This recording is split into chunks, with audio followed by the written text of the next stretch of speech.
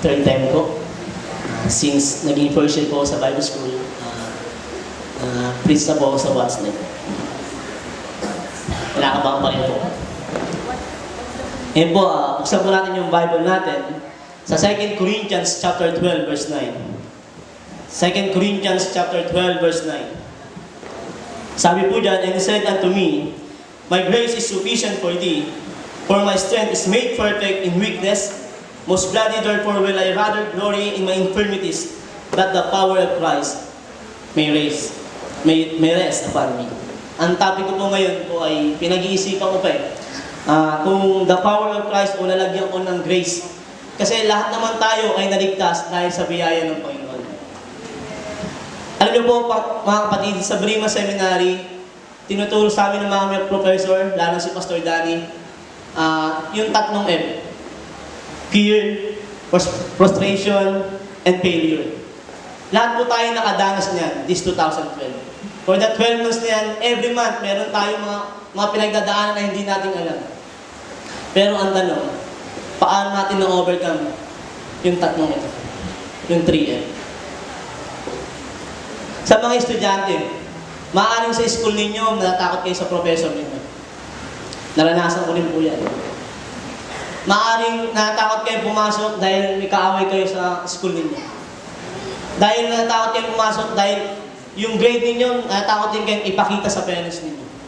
Sa mga nag-work naman po, maaaring sa boss niyo po, natakot tayo. O minsan nagkaroon tayo ng failure sa ating buhay. Alam niyo po, magti-3 years ako sa Bible School at bilang isang manggagawa ng Panginoon. Last 2011, yung half year na po yun, nagsimula yung struggle sa aking buhay bilang isang manggagawa ng Panginoon. Hanggang 2012 ng half year, nawala lang ho ng August yung mag-anniversary. Gulong-gulo po yung isipan ko nun at hindi ko po alam yung gagawin ko. Hanggang sa mag-decide na akong mag-quit. Bakit po? Kasi hindi ko alam yung salita ng Panginoon. At ang Panginoon pala ay sufficient at ang aking kalakasan. Ang Panginoon pala ay sufficient at aking kalakasan.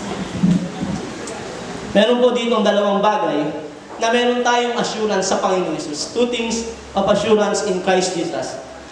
Number 1 po, assurance of sufficiency. Assurance of sufficiency. Basahin po natin 2 Corinthians chapter 3 verse 5. 2 Corinthians chapter 3 verse 5. Sabi po dyan, not that we are sufficient of ourselves to think anything as of ourselves, but our sufficiency is of God. Nalaman natin mga kapatid sa banal na kasulatan ng Panginoon na ang Panginoon ay sapat na para sa atin. Gusto. Walang kulang, walang labis. Ang Panginoon ay sapat na sa atin. Hindi na po kailangan ng anumang tao, hindi na po kailangan ng anumang bagay, kundi ang Panginoon ang kailangan mo sa buhay. Sa mga kapatid na hindi pa nakakilala sa Panginoon, kung wala pa kayong Kristo Jesus sa puso ninyo, ang kailangan niyo po ay tanggapin ang Panginoon Jesus bilang sarili ng tagapagligtas para magkaroon kayo ng kasapatan sa inyong buhay. No, itong verse na to, no, lagi sinasabi ni Pastor Balega. Buksan pa po natin sa 1 Timothy chapter 6 verse 6. 1 Timothy chapter 6 verse 6. 1 Timothy chapter 6 verse 6. Sabi yan, but godliness with contentment is great gain. But godliness is with contentment is great gain. Lagi sinasabi ni Pastor Balega, kung ano ang ibinigay sa atin ng Panginoon, makontento tayo. Makontento tayo. Ng ano? Ng may kaligayahan sa ating puso. Kung ano yung mga nakahain dyan bilang sa ating harapan, sa lamesa, kainin natin.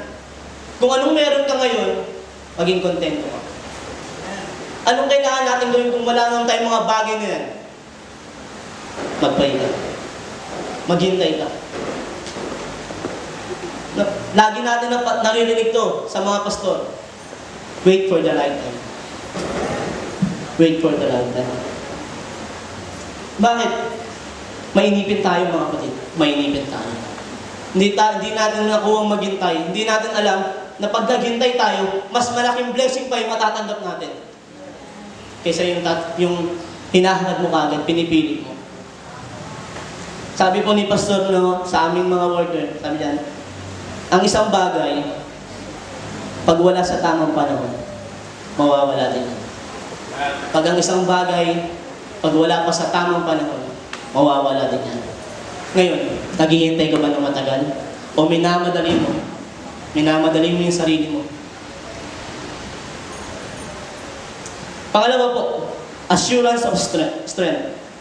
Alam natin sa Book of Psalms, si David ay maraming mga sinasabi about sa strength na ang kalakasan niya ay kinukuha na lamang sa Panginoong Hesus, sa Panginoon.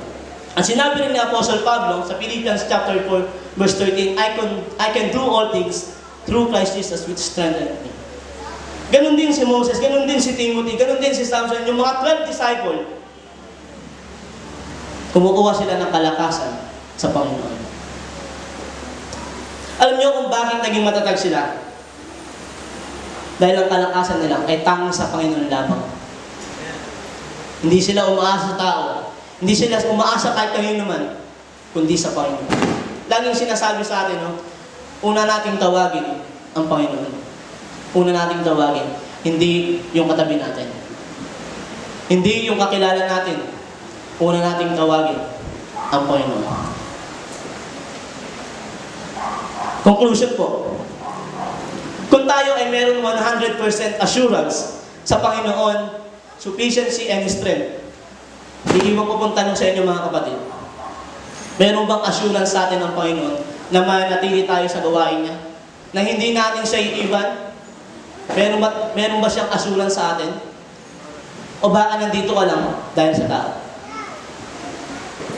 Bakit? Kaya up and down ka. Nag-wave yung faith mo dahil nandito ka sa tao. Hindi po sana ganun mga kapatid. Sana po nandito tayo dahil sa Panginoong Hesus. Inulit ko po, sana 100% assurance sa atin ng Panginoon na hindi natin siya iiwan sa gawain niya. Mahalin natin kung ano meron tayo. Mahalin natin yung simbahan natin. Mahalin natin yung leader natin. Mahalin natin ang gawain ng Panginoon. Maraming salamat. Salamat, Brother Dino.